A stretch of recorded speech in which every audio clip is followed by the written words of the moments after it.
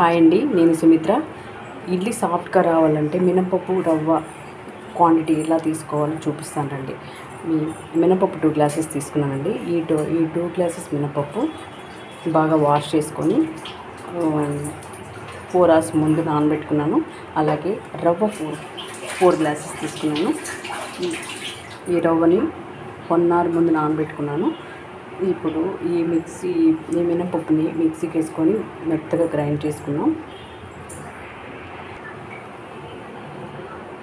ఈ మినపప్పులో నీళ్ళు కూడా వాటర్ కూడా ఇందులోనే వేసేసుకున్నాం. ఎందుకంటే నీట్గా వాష్ చేసి పెట్టుకున్నాం కదా, వాటర్ వేసుకోవడం వల్ల ఇంకా సాఫ్ట్నెస్ వస్తుంది. పప్పు ఇప్పుడైతే గ్రైండ్ చేసుకున్నాం.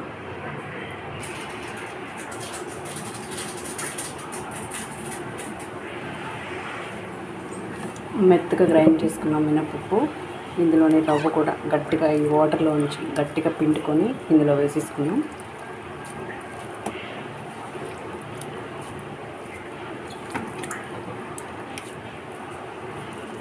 ఇదే క్వాంటిటీ తీసుకుంటే చాలా అంటే చాలా బాగా వస్తుందండి. మెత్తగా సాఫ్ట్గా వస్తాయి ఇడ్లీలు మనకి.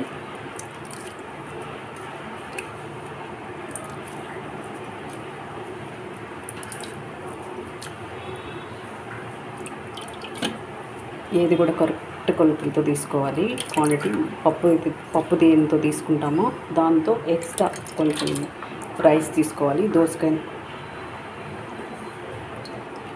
దోసకైనా ఇడ్లీకైనా ఇలా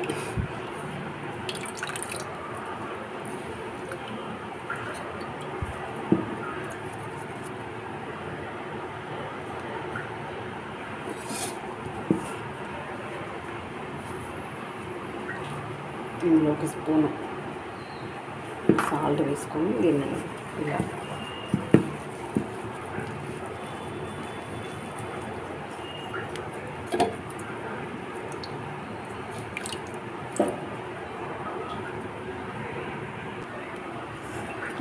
ఇంతే అండి. ఇడ్లీ పిండి మనకు రెడీ అయిపోయింది. దీన్ని కొంచెం మార్నింగ్ కలుపుకునేటప్పుడు కొంచెం సోడా వేసుకొని కొంచెం వాటర్ యాడ్ చేసుకొని మిక్స్ చేసుకొని ఇడ్లీ పెట్టుకుంటే చాలా అంటే చాలా బాగా వస్తాయి ఇడ్లీస్.